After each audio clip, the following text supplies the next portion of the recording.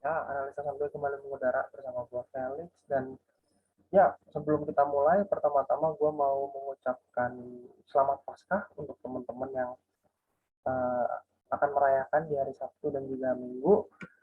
Pada saat rekaman ini, gue udah mengucapkan duluan karena kan akan diupload mungkin sekitar besoknya, ya mungkin sekitar besok.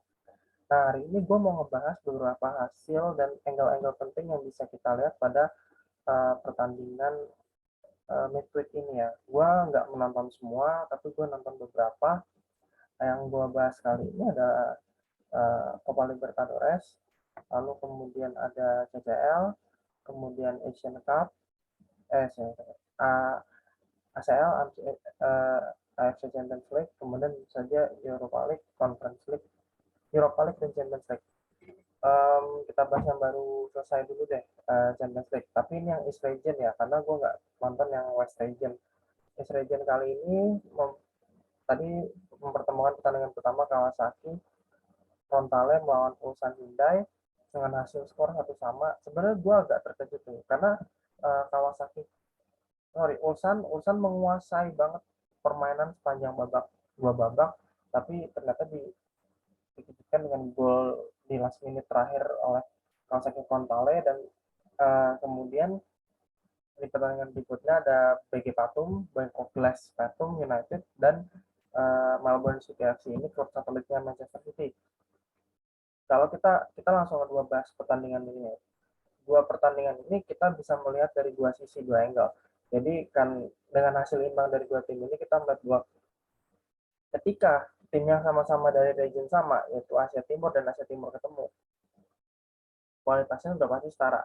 Dari gaya main hampir sama, dan juga dari segi strateginya pun juga nggak jauh berbeda. Hong Myung-bo pun melakukan strategi yang hampir sama dengan strategi di Kawasaki Frontale, nggak jauh beda dengan apa yang dilakukan oleh BG Patum dan juga Melbourne City. Cuman bedanya BG Patum dan Melbourne City lebih banyak bermain bertahan dan menunggu kesalahan dari beberapa pemain di defensive defensive line-nya aja. Kalau itu, jadi mungkin sedikit aja yang gue bahas, karena kebetulan kan yang main masih di kawasan yang sama, yang satu di Asia Timur, yang satu di Asia Tenggara. Nah, berikutnya yang kita cross nih, uh, jam baru selesai tadi, yaitu antara Urawa Reds lawan Lion City Sailor. Ini adalah klub Singapura melawan klub Jepang, lalu kemudian di JDT Johor Darul Tazim dari Malaysia, dan Guangzhou Evergrande dari China. Kalau kita melihat dari hasil ini jelas benar-benar kita melihat dari dua sisi mata uang dari dua tim yang berbeda, yaitu uh, dua tim dari negara besar Asia Timur dan dua tim dari negara besar Asia Tenggara, di mana ternyata kita melihat bahwa JDT amazing bisa membantai 4-0 Guangzhou Evergrande. Tapi kita bilang itu wajar, karena gue melihat juga dari segi permainannya Guangzhou Evergrande ini banyak melakukan kesalahan, banyak melakukan error, dan beberapa kali pertahanan mereka benar-benar uh, benar-benar dibombardir habis-habisan. Dan ini juga mungkin akibat dari karma yang didapat Guangzhou ya, mereka tuh nggak memanfaatkan uang untuk peningkatan kualitas pemain, dan cuma fokus di pemain bintang dan nama besar. Itu juga salah satu pengaruh besarnya juga, sehingga pun CSL atau Liga Cina-nya pun juga kualitasnya udah makin menurun. Terlebih sejak COVID kan mereka nggak ada kompetisi kan, formatnya pun juga berubah total. Lalu kemudian JDT gue salut sih, maksudnya mereka kan memang udah jago nih di Liga Malaysia. Mungkin sekarang mereka lagi disayangin nama Sabah, klubnya Sadil. Tapi kalau untuk ini boleh dibilang kita udah acungi jempol. Mungkin mereka adalah satu-satunya klub Malaysia yang udah di manage secara Eropa, yang klub Asia Tenggara yang di manage secara Eropa, yang mungkin bisa bersaing di level Asia. Mungkin jadi tumpuan harapan dari perwakilan ASEAN. Nah, dua sisi lainnya Lion City. Lion City ini klub besarnya Singapura loh, klub dominannya Singapura, mungkin setelah Albirex Niigata cabang Singapura. Tadi kalah dari Urawa Reds ya, wajar kalau gue bilang, karena dari kualitasnya pun juga jauh banget. Padahal Lions itu punya Kim Shin-wook sebagai striker, itu pemain timnas Korea yang sebarangan sama Son Heung-min. Lalu kemudian Urawa Reds cetak 4 gol, apalagi memang kita tahu lini pertahanannya memang dikomandoi oleh Hiroki Sakai. Memang mungkin sempat blunder pada saat gol pertama itu Sion Suzuki, tapi selebihnya mereka memang ngebantai dan mereka benar-benar ofensif. Dan ini membuktikan bahwa sekali lagi Jepang masih unggul untuk East Region, sementara JDT ini membuka mata bahwa di East Region terlebih di Asia Tenggara ini udah ada pesaing kuatnya nih. Ya, ini baru JDT. Belum lagi nanti kalau kita bagaimana BG Patum sama Melbourne City bersaing. Ya, kita sih melihat ya semoga aja sih karena tiga ini mungkin jadi kandidat kuatnya nih bisa lolos ke 16 besar bersaing dengan klub-klub dari J-League atau dari K-League. Ya, kalau CSL gue nggak hitung ya karena mereka memang kualitasnya udah jauh banget semenjak banyak perusahaan multinasional di negara mereka mengalami kebangkrutan. Lalu kemudian kita ke Amerika dulu. Amerika tuh kemarin yang main ada Copa Libertadores. Gue nonton yang Boca Juniors lawan Always Ready. Kalau di sini Boca Juniors ini gue melihat mereka tuh lebih banyak main bertahan dan cuma mengincar kesalahan-kesalahan dilakukan oleh Always Ready sehingga banyak melakukan beberapa syutingan yang juga sempat miss. Tapi untungnya memang gol Dario Benedetto itu salah satu gol yang menurut gue juga cukup bagus sih di pertandingan kemarin. Kita juga akan melihat lagi beberapa hasil lain yang sudah terjadi. Itu ada yang gue tonton, ada Corinthians lawan Deportivo Cali. Kalau dari statistiknya ini bisa dibilang yang menguasai adalah Corinthians. Ini wajar ya, tapi memang hasil gol bunuh dirinya Caldera Alves. Mereka juga lebih banyak melakukan tembakan, ada sekitar 17-7 dengan tendangan shoot ke arah gawangnya 6-2. Akurasi operannya 85-71%. Dan kalau pelanggaran ya memang 11-12 ya, mereka sama jumlah pelanggarannya karena kalau kita lihat memang dengan jumlah pelanggaran ini ya lebih banyak bermain brutal. Corinthians ini ya, apalagi mereka gue akuin kan masih klub bagus. Mereka ada Paulinho, ada Renato Augusto, ada Joe, ada William Borges, ada Casio, kiper ketiganya timnas Brazil yang uh, masih jadi tumpuannya. Sementara di Deportivo Cali ya cuma mengandalkan ya Teofilo Gutierrez doang nih sama Guillermo Burdisso. Ya, Guillermo Burdisso ini adalah adik kandung dari Nicolas Burdisso. Ya, kalau dibilang ya tidak banyak yang peluang yang bisa diciptakan oleh Deportivo Cali di pertandingan kemarin melawan Corinthians. Cukup menyedihkan juga untuk tim yang tim yang bisa dibilang jagoannya Liga Kolombia nih. Kemudian oke itu aja sih kalau gue. Nah kemarin juga gue nonton CCL yang semifinal leg 2. Kalau Cruz Azul sama Puma itu dua-duanya benar-benar bermain bertahan banget ini. Nggak ada satupun mereka untuk melakukan percobaan serangan dan lebih banyak ya main kerasnya itu juga main keras untuk bertahan bukan main keras saling nyerang.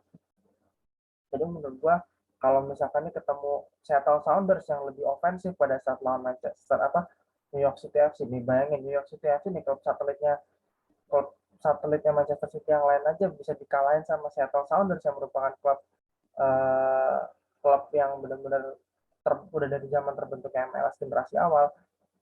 Ya kita akan lihat nih perbandingannya. Dan kalau gue bilang sih ya pada saat nanti final CCL antara Pumas Unam yang masuk Pumas Unam lawan Seattle Sounders, ini udah kualitas yang berbicara. Mungkin kualitas Pumas Unam akan jauh lebih unggul. Apalagi kita tahu tipikal grassroots Meksiko itu cukup kuat dibanding Seattle Sounders. Tapi gue menantikan kejutan nih, apakah Seattle Sounders bisa memberikan kejutan yang cukup luar biasa nanti di final. Kalau nggak salah final juga akan dimainkan 2 leg nih. Final CCL tahun ini, CONCACAF Champions League. Oke, itu aja. Selanjutnya gue nonton nih Champions League kemarin Liverpool Benfica. Kalau Liverpool Benfica nih gue harus akuin ada beberapa angle yang gue lihat Jurgen Klopp adalah sedikitnya lumayan mencadangkan beberapa pemain kuncinya karena ya balik lagi ini untuk persiapan lebih kepada persiapan mereka untuk menghadapi laga penting nih minggu Sabtu ini yaitu melawan City. Jadi beberapa pemainnya juga bukan pemain utama yang bermain.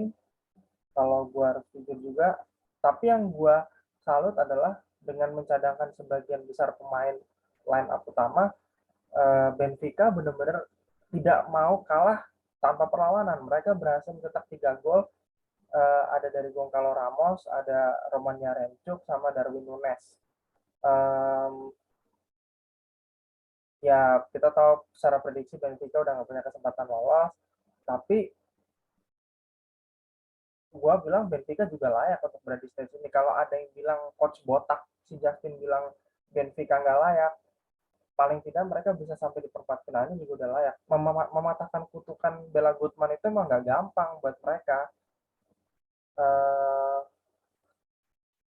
tapi yang gue sorot ini adalah Grimaldo. Salah satunya Grimaldo ini off-rated, dia cuma punya offense tanpa defense yang good enough untuk menyamai Alex Telles.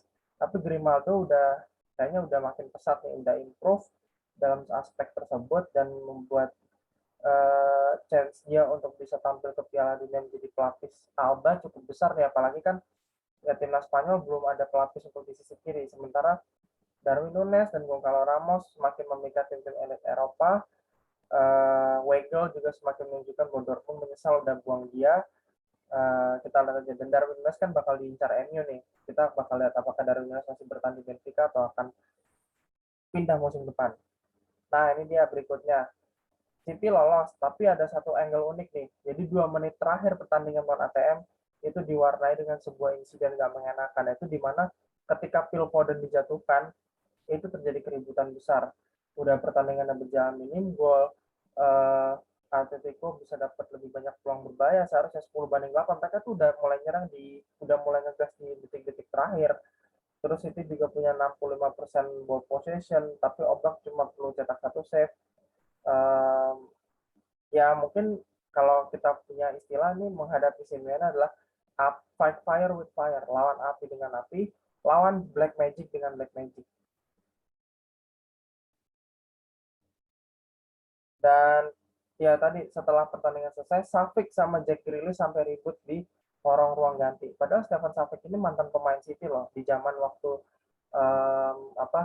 City juara di tahun 2011-2012 ya. Emang agak sangat disayangkan juga sih hasilnya. Nah, lalu kemudian kita ke Conference League dan Europa League, ini udah terakhir. Nah, yang mengejutkan adalah uh,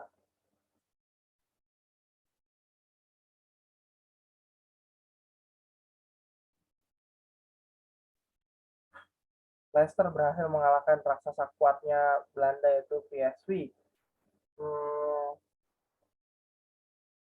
Di sini ya bisa dibilang gue harus memberi rate bagus kepada Ricardo Pereira yang bisa menjaga sisi kanan Leicester pada pertandingan ini, dan juga gol last minute yang diciptakan oleh, dan juga gol dia loh, gol dia sama gol James Maddison yang menjadi penentu. Dan gue bilang Ricardo Pereira masih punya kesempatan layak untuk bisa mengisi slot posisi bek kanan untuk timnas Portugal.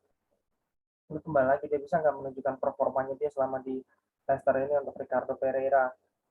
Uh, Kalau nggak salah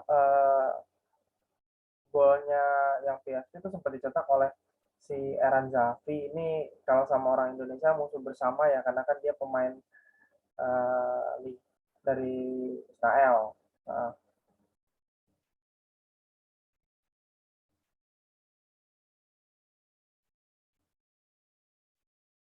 Lalu kemudian nggak banyak. Oh ya, untuk Europa League gue nonton yang pertandingan Atalanta lawan Leipzig. Ini cukup mengejutkan loh. Padahal Atalanta udah nge-save 1 gol dengan hasil imbang di Red Bull Arena, tapi mereka ditepongkeng pada leg kedua, dan itu berkat gol dari Christopher Nkunku, dan 1 gol penalti. Yang bisa dibilang itu memang waktunya, kalau gue lihat dari angle pertandingannya, yang paling momentum adalah ketika injury time-nya sampai 7 menit, karena memang pertandingan ini Atalanta seperti biasa tetap menyerang, tapi di sini lebih banyak kesalahan yang terjadi di antara kedua tim, sehingga bisa dibilang ya serunya itu karena melihat beberapa kesalahan atau disorganization dari strategi kedua tim ini, baik dari Domenico Tedesco ataupun dari Gianpiero Gasperi ini. Kalau untuk gue sih itu yang bisa gue highlight dari pertandingan. Sementara gue nggak sempet nonton nih, nggak sempet nonton full, tapi ya memang gue kecewa juga ya untuk uh, Lyon, dia nggak bisa lolos ke semifinal, padahal dia bisa nyusul ke Marseille lolos ke semifinal juga dari Conference League. Tapi balik lagi memang kualitas West Ham untuk saat ini jauh lebih bisa berbicara lebih banyak untuk kompetisi Europa League. Lalu untuk Barcelona lawan Frankfurt ini agak mengagetkan sih. Tapi gue emang gak nonton banyak, cuman gue akan ambil momentum pentingnya ini. Momentum pentingnya itu pada saat uh, supporternya, ternyata gue lihat di Camp Nou tuh supporter Frankfurt jauh lebih banyak dibanding supporter Barcelona sendiri. Apalagi mereka ternyata selain cuma dapat sekitar 5% alokasi tiket, mereka juga dapat bantuan tiket terusan dari fans Barcelona untuk datang. Mungkin karena ada beberapa fans Barcelona yang udah 4 juga menonton Barcelona musim ini, makanya dikasih ke fans Frankfurt. Dan berkat dukungan luar biasa dari banyaknya fans Frankfurt, mereka benar-benar bisa menang. Awalnya gue juga nggak mikir, ini satu gol penaltinya Kostic mungkin bisa dibalas balik. Ternyata Beng Kostic dan kawan-kawan menyelesaikan pertandingan dengan sangat baik. Tapi kalau gue bilang, gue harus mengakui memang ada beberapa yang harus dibenahi sih. Sebenarnya timnya Barcelona itu udah bagus banget. Tapi ya balik lagi untuk competitiveness-nya mereka untuk musim ini, gue bilang masih jauh banget. Gue juga nggak apa ya,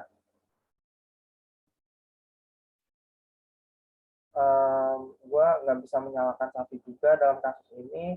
Tapi yang terpenting adalah Safi sudah mencoba yang terbaik semaksimal dia untuk tim ini, dan ya mungkin memang tahun ini akan jadi tahun puasa Barcelona selama 17 setelah terakhir 17 tahun lalu tahun 2005. Jadi ya kita mungkin akan melihat Barcelona baru akan meroket musim depan, meroket ke atas atau meroket ke jurang, kita nggak tahu, tergantung bagaimana Xavi mengelola dan merombak tim ini sebaik mungkin.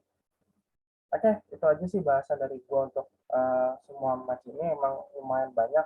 Ada yang sempat gue tonton, tapi gue nggak, ada yang gue nggak nonton tuh yang pertandingan sebelumnya yang Munchen Villarreal sama Chelsea Madrid. Tapi itu memang udah dipredik sebelumnya, emang Madrid dan Villarreal ini bakal lolos karena mereka pasti bakal lebih bertahan di babak kedua. Lalu kemudian di leg kedua. Sementara itu yang lain mungkin ya sih itu aja sih untuk kali ini cukup. Berikutnya nih gue mungkin akan bahas teman-teman kita yang main di luar negeri, Asnawi, Adil sama Nathaniel Siringgo besok. uh, Kalau bisa nonton ya mungkin setelah selesai misa, karena gue harus ibadat karena udah tinggal terakhir nih, besok udah malam Paskah. Jadi ya udah gitu aja. Sama nanti mungkin ada pertandingan, karena Paskah nanti pertandingan jauh lebih banyak juga. Oke, itu aja dari gua. Tetap sehat semua, jangan lupa komen, subscribe, dan share. Thanks for watching. Ciao.